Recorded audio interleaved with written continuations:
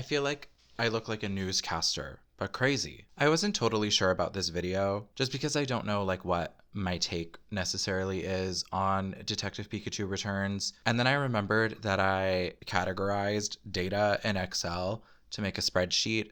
And once you've made a pie chart, there's no going back. You actually can't change your mind or withdraw consent. I'm so glad and thankful to be talking about the scariest game on the market right now on this Hallows Eve. Many Pikachu have died in this production, and that's really the scary part. The working conditions here are just abysmal at Sylphie MK LLC. This is an okay game. I think it is like a flawless 5 out of 10. It could really serve as a barometer because every other game is either worse or it's better than Detective Pikachu, and you can use that as a sort of litmus test. Like, we don't need to use like rating systems anymore. It's either worse or it's better than Detective Pikachu, and that should be enough for you to know whether or not a game is worth playing. It's wonderfully average. It is really hot in my apartment. If I hit 1,000 subscribers, my landlord will turn on the air conditioning. I'm suffering. What I really enjoy about the game is similar to what I like about the anime or other side games that don't focus on battling. It's kind of just fun to see Pokemon out and about, living a life, integrating into society, especially, post desegregation in Rhyme City. The town is still a little speciesist, but they're trying. You know what I mean? They're trying to embrace Pokemon into their homes as their neighbors. I think games like this also have a fun opportunity to capitalize on the lore of Pokemon because a lot of Pokemon have special abilities that are listed in their Pokedex entries, for example, that are not really touched in the games at all. Certain Pokemon that aren't good at fighting can actually get an opportunity to shine, which I think is fun. Detective Pikachu Returns is the sequel to the 2016 game Detective Pikachu on the 3DS. 7 years is a long time for a sequel, considering this game isn't that good. Like, the aesthetic is not really there. It's very rudimentary in terms of its gameplay. There are certain things that just show the lack of polished edges with this game. The environments are quite basic. There's not a rotating camera. They don't want you to see what's back there. There is no fourth wall in any of these environments. I feel like the art style is weak. I think the characters look odd, and I think it's because humans in Pokemon are always in an anime aesthetic, and these characters look a little bit more like Western cartoons, but super duper basic, like Pixar, but without the charm. It's very bland, and I don't think this game took 7 years to make. They announced it back in 2019, which was a year after the Detective Pikachu movie was released in theaters, and I think that Returns was supposed to have a 2020 to 2021 release window. Like, it should not have come out any later than that. It's very obviously a Gen 8 game. There are no Scarlet and Violet Pokemon anywhere to be seen. They didn't even try adding them after those games came out. It just feels like this game was late, which is so odd because it's not like they had to hold development to make it stunning or better. For the Pokemon that are included in this game, Gen 8 Pokemon are featured the most. So it would make sense from a marketing perspective, especially in the ground mechanism of Pokemon, where the game is the first domino and then everything that comes out after that is impacted by the release schedule of the game. If you're going to do a story-based game, especially one that's geared at younger players, you should have that come out during the era that it's designed for. A lot of Gen 8 Pokemon are front and center in this one, and that gen is the best represented. Like, it's a flop. This game should have come out much sooner, and that's Nintendo's fault. And I think they knew that this game wouldn't do well. Word on the street is that they didn't print a lot of copies for retail. In terms of broad theme, this game is mostly about the complications of living side by side with Pokemon. It's kind of reminiscent of Legends Arceus, where there is more of an acknowledgement and a fear that these are highly intelligent magical animals.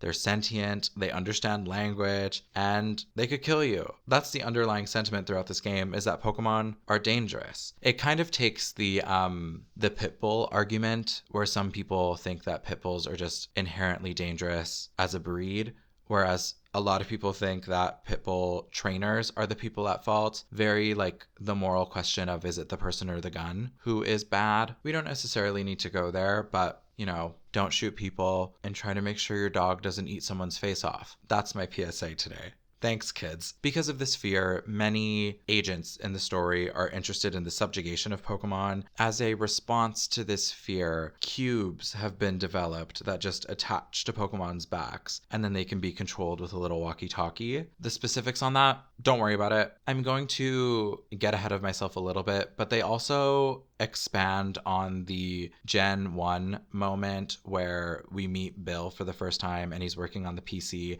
but he's accidentally fused himself with a Pokemon. They definitely implement that here. I've been playing a lot of mystery genre games lately. I played Rain Code, I just finished Judgment, and that game, I was a naysayer at first, but the ending is incredible. I've been playing a lot of games like that with an M rating because they want to tackle more mature themes. There's always death involved, so it was interesting to play a version of that game that is geared towards children. And I think functionally, Detective Pikachu does do the same things as those games. In Detective Pikachu Returns, we reunite with our leads from the first game, Tim, who's a teenage, I guess college age in this story. Just a guy, I guess, who likes helping people in the town. Pretty white bread protagonist. Tim is definitely the straight man to Pikachu's wild card because he's supposed to sound like a gruff gumshoe detective. He smokes. He loves a cup of coffee. He doesn't actually smoke, but I said that and you believed it because it feels like it could be true.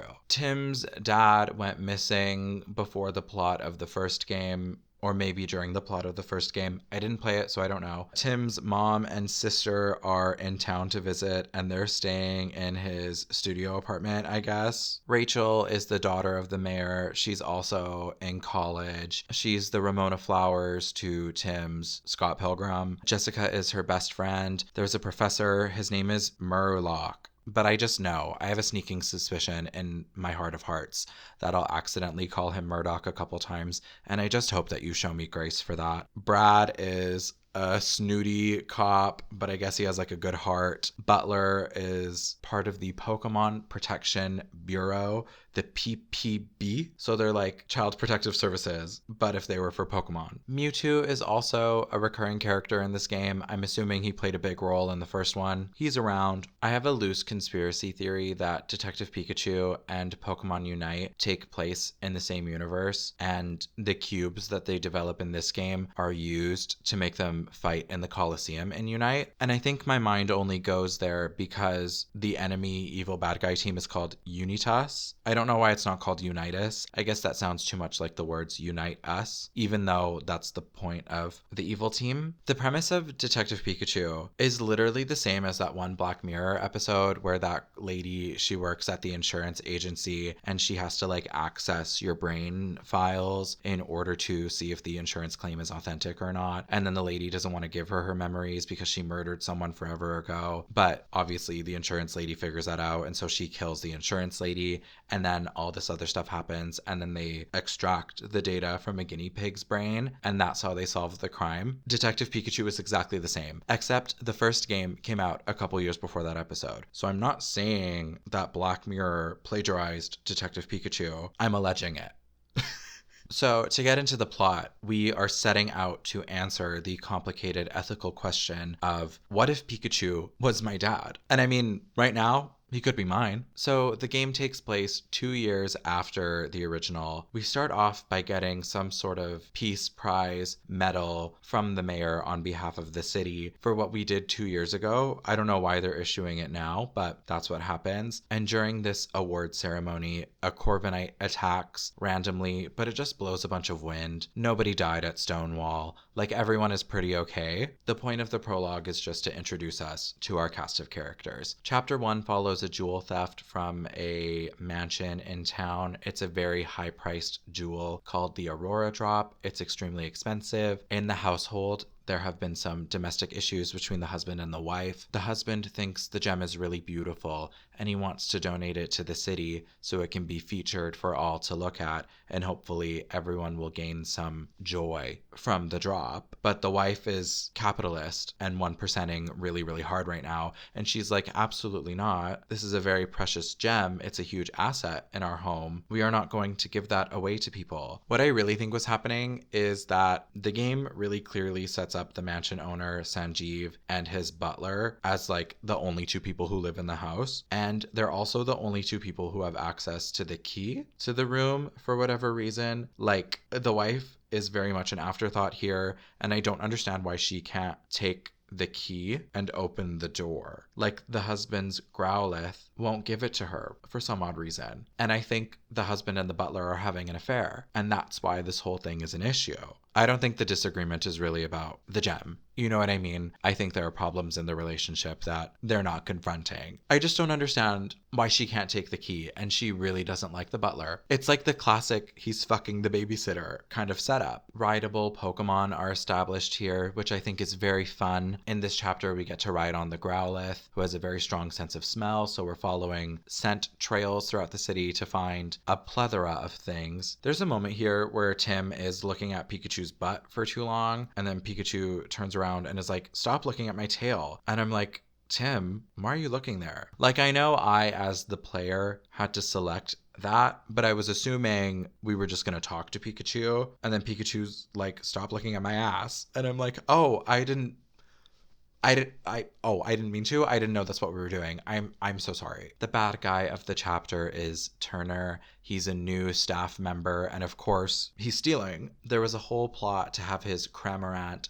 steal the gem, and apparently he's working in tandem with some other figure. First of all, can we talk about the way that the Pokemon Company is just shoving Cramorant down our throats? This Pokemon is everywhere, and I don't know if it's that popular, but the Pokemon Company is like, "I'm going to make you look at this car accident, whether you like it or not." Cramorant is also uniquely characterized as like a college surfer stoner. His pronouns are guy/dude. I'm like, is he high? So this is the part where we see the control cubes for the first time, because Cramorant is acting normal and they get the Aurora Drop back. And then Dude starts going crazy and he eats the gem and flies away. After the case is solved, Tim has a lovely dinner with his family. Pikachu faints into his bowl of mac and cheese and falls into the sunken place like in Get Out. And in there, he has a flashback. A memory is unlocked. Pikachu has amnesia, because if you don't have amnesia, are you even writing a game? In this space, he witnesses a scene of Harry, which is Tim's dad, telling his wife, "We need to get a divorce," and walking out on her. And just the hairpin turn made me laugh so hard, and I had to physically get up and walk away from the television. It was just so funny. Like, this game has been like so nothing so far. Like, we're just running around the town. I want a divorce. What? So divorce just feels like a lot to tackle here, and I wasn't ready for that. So they're setting up early on that Pikachu somehow has the consciousness of Tim's dad within him, which I think is stupid because that's what the movie's about. So I was fully anticipating that they were going to do something different. So it's disappointing that they were like, absolutely not. There are no new stories. We're doing the same thing. Money, please. Rachel starts joining us on missions here, and she's apparently had an argument with her dad because her dad is like, the mayor is calling for gun control, and Rachel is like, but it's people's fault. Rachel is the NRA. The mayor generally has very negative feelings about Pokemon. More on that later. We go to this temple to meet a professor who is also an archaeologist in order to get more information about the Aurora Drop and why it's so important, because it clearly has some value beyond being expensive. This area that they've gone to is outside of the city, and it normally never snows there, but it's like -5, and it's because a bunch of ice Pokemon have escaped from a lab somewhere nearby, and they've made this place their home, and they've absolutely disrupted the ecosystem. We get inside the temple and befriend a Galarian Darmanitan. Pikachu rides in his head. Pikachu like Ratatouille's the Pokemon. Darmanitan punches through some ice for us. They restore the land and make it inhabitable for the Pokemon who already lived there. We meet with the professor. I honestly don't know what he tells us. I think he insinuates that there's a Pokemon living inside the gem, and that's why it's important. I thought he was going to matter more, but we literally don't see him again. And then there is a brilliant scene with Ice Cube. Huh?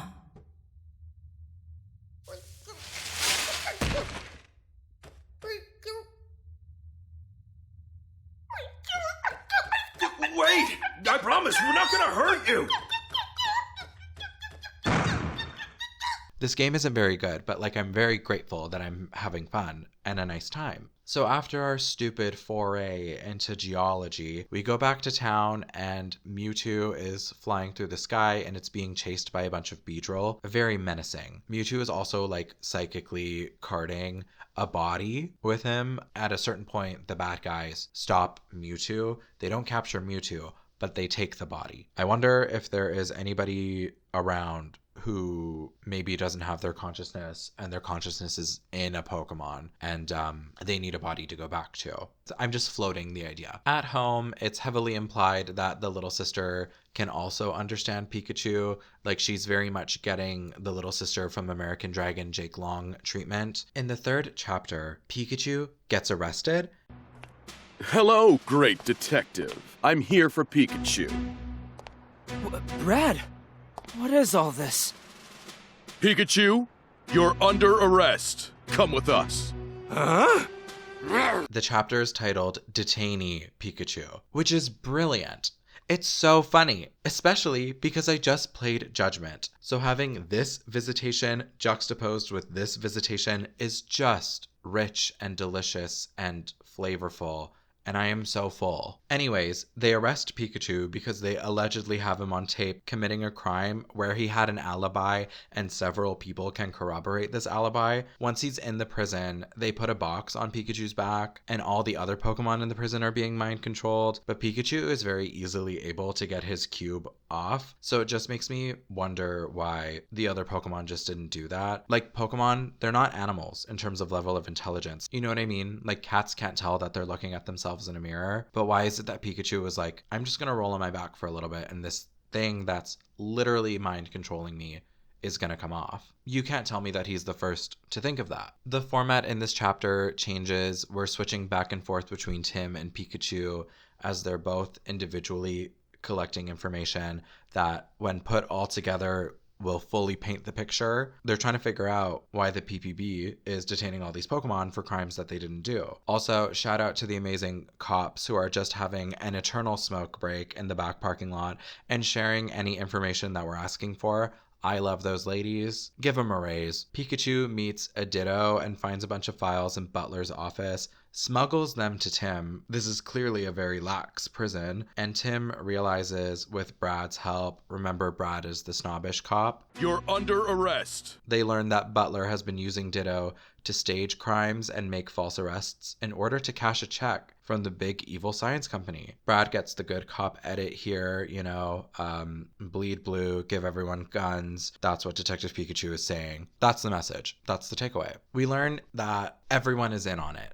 This whole detaining Pokemon scheme. The Bureau, the government, the police, the research facility. They all know. They all have a stake in the game. Rachel has been more actively joining us on missions at this point, and she's very upset to learn that her father is taking a more active role in the oppression of Pokemon than she initially realized. Tim also comes out to her here as someone who can understand Pokemon, and I just think that's so important. This game was quite brave. I just don't know if there's enough representation in media, especially these days right now in our current climate, where people who understand Pokemon feel comfortable and empowered to share their story.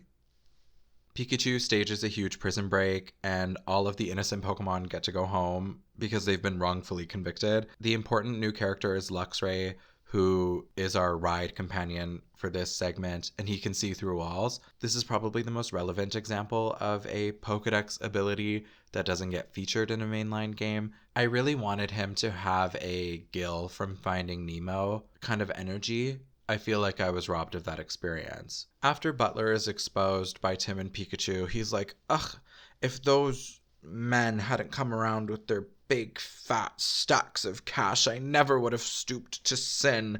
And it's like, okay, Butler, but you still did it. Like, clearly you were susceptible to the big fat stacks of cash. So now that Pikachu is free somewhat, I'm sure his appeal process to get his conviction overruled is going to take several years. So they're taking a little trip. They're going to the Bamboo Burrow, which is a street that is somewhere else in this universe. We're going to this neighborhood to find Jessica, because in the previous chapter, we found a picture of her with the mayor's wife, and Murlock, the researcher. Oh, I also forgot to mention that there's this weird scene in the first chapter where Tim and Pikachu are trying to figure out the jewel case thing, and Murlock just like walks up to them and he's like, "Oh my god, hi, I'm such a big fan." But instead of asking for like an autograph, he plucks some of Pikachu's hair for no reason. I think Cardi B would have a lot to say about that. It was like the equivalent of watching someone vent in Among Us. That's not a normal thing to do. So we're finding Jessica because she's in the picture. We're wanting some information. We also want to warn her because the bad guys are after her. Pikachu's brain is melting. Like, he keeps passing out. There's another divorce flashback. Then we have playable segments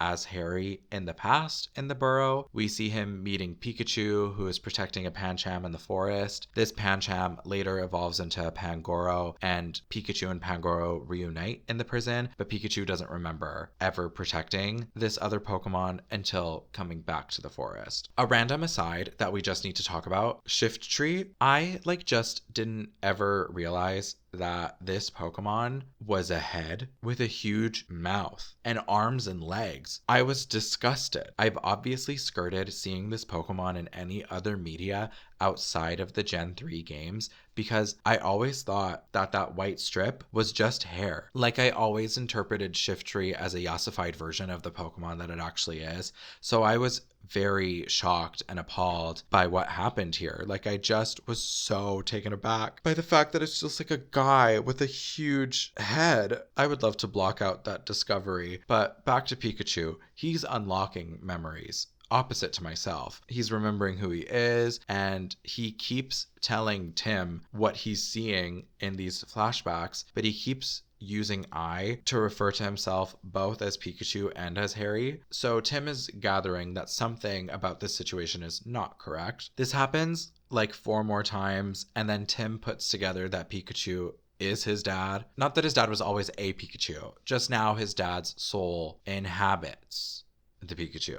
And also, like, the reason Pikachu can speak and Tim understands is because it's his dad. Like, I guess that's supposed to have a figurative meaning to show that they're connected. But also, what was the reason? That doesn't work, for me at least. So after all that, you might be questioning whether we actually needed to find Jessica at all. Like, the bad guys are after her for a thumb drive that contains research, but this isn't a Pokemon fighting story. Like, we're not going to protect her. This chapter does give us some of the game's only action. Pangoro stands off against a golem. Jessica does tell us that Rachel's mom was a researcher looking into combining the consciousness of humans and Pokemon. That's clearly going to resolve the Pikachu Harry Chew storyline. We also learn here that Rachel's mom died during the events of the first game, and she left her research behind because her and Jessica were coworkers. Rachel is not in the first game at all, so we're not like missing context from that or anything. Jessica also tells us where the research lab in the picture is, but I think our characters could have just figured that out on their own. Like, I understand what the writing is trying to achieve by making the characters come here. Jessica is introduced with Rachel at the beginning of the game, and then we don't see her at all until this photo reveal, and then we have to give our party a reason to go to the bamboo burrow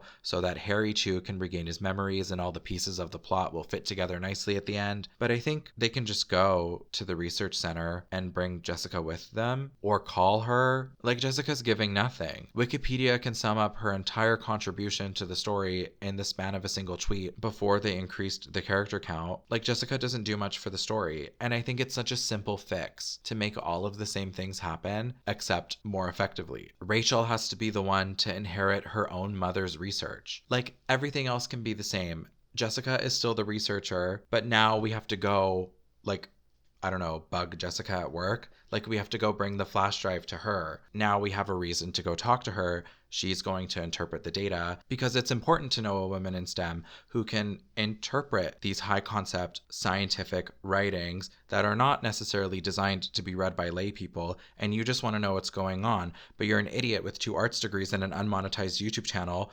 So you need to talk to your friend. Like, literally everything else can fall in place almost exactly the same. The last thing here is that Harry Chew's last sunken place flashback shows Harry and Pikachu getting into a car accident. I like to think that Pikachu was driving because Harry was too upset about the divorce discussion. And that's why they drove off a cliff. I'm pretty sure they showed Harry driving, and I just am choosing to not remember it. Just like that shift tree. I was deeply affected by that. If you had told me a year ago today that Shiftry has a mouth, Mewtwo responds to the accident and he offers to put Harry's consciousness into Pikachu so that Harry will survive, and Pikachu gives him a hopefully consensual Pika Pika. Mewtwo also warns that their consciousnesses need to stay balanced in the Pikachu body, because if one intelligence overtakes the other, it'll assume majority control, and then the other one will be lost forever. So Harry Chu didn't have memories for a while because the two brains were at odds, but now Harry's memories are coming back because he is emerging as the primary soul within the body. But then Pikachu is going to die, maybe, perhaps. So now we're going into our last chapter. We're headed to the abandoned facility that is obviously still in use because there's people and Pokemon there. We know they're in there. Like, this is clearly the villain lair. Pikachu has an Avengers Assemble moment where he comes in with all of the Pokemon that he's ratatouilleed throughout the game. This section is extremely boring. Like, it's an awful environment. It's very bland looking. It's just like a secret lair with a lot of floors that just randomly has stacks of boxes blocking the hallways because they need to give something for Darmanitan and Pangoro to punch through, even though, like, this is a workplace. Sorry, I can't meet you on the 4th floor today. Someone has perfectly stacked these boxes that are flush with the walls, the floor, and the ceiling, and I can't access the elevator, and everyone is going to die if there's a fire in here. Like, this is where I really started to be like, were the designers even trying? Like, what are we doing? As we're infiltrating, our Pokemon friends are stalling for time against the bad guys, so we lose them one by one in a very Sailor Moon Season 1 climax kind of way, except none of them die, but they do get mind controlled by the bad guys with the brainwashing boxes, which was a huge oversight on our part, I have to admit. We get to the basement, Rachel yells at her dad for his speciesism. He apologizes, she forgives him, and then Murloc, who plucked Pikachu's eyebrows earlier, throws him into a machine that Tim's dad is also in. Thank God Harry's body is here. For whatever reason, Tim and Pikachu and the fact that they have been like mind altered by Mewtwo is the key to awakening the Aurora Drop, which contains Deoxys of all Pokemon. I thought it was going to be another Gen 8 Pokemon, but I couldn't think of anyone that would have fit. And then Deoxys seems like the wrong pick. So it's like Murloc needed the Harry Chew good Pokemon human energy to summon Deoxys, but also to put his consciousness into Deoxys, because that's the grand villain plan that's been happening the whole time. Mewtwo comes to help out. Pikachu throws some batteries or something at Deoxys because the battery energy will disrupt the fusion energy and it'll mess up the Harry human energy and the Pikachu Pokemon energy and Murloc's energy and the Aurora Drop energy. And then because there's so much energy and all the energy is happening and it's really energetic, Deoxys is defeated and goes back into the Aurora Drop because its energy was destabilized. And then Murloc gets his energy back. And then Harry gets his energy back. And then Pikachu gets his energy back. And then the facility has so much energy that it explodes with energy. And everyone dies. You're under arrest. I want a divorce. Just kidding. Wouldn't that be crazy, though, if they did a Toy Story 3 Incinerator fan edit? The game would have had me back on their side because I would have laughed. JK, obviously, everyone lives. It's a happily ever after. And they did not set up a sequel, so we are safe for now. I thought they were going to set it up so that the little sister becomes the next human counterpart to Detective Pikachu. But obviously, if you take the Pikachu is the dad approach, if you want the kids to have their dad back, you can't have both. Like, Harry is back. Does he still want a divorce? I sure hope not. Like, the mom just thinks that he had a job that he had to do, and that's why he said that, because he wanted to keep her safe. But what if he just meant it? There will never be a follow-up, so we will never know. They also reveal at the beginning of the chapter that she's been able to understand Pikachu the whole time, which, like, I knew, but I thought they were gonna wait and reveal it at the very, very end, which, like, normally would be to set up a sequel, but you can still do that as a surprise reveal kind of button joke at the end to be like, oh my gosh, the whole time she knew. And I think that's probably the end of the Detective Pikachu franchise. Everyone take a moment of silence to mourn. Did you play Detective Pikachu? Did you play Detective Pikachu Returns? Have you seen the film? Do you like any of them? I know this game is not necessarily in line with the people who watch my videos probably, but I'm just curious. I don't know. Maybe I'll attract some new people to the Chan Chan. My new computer is here.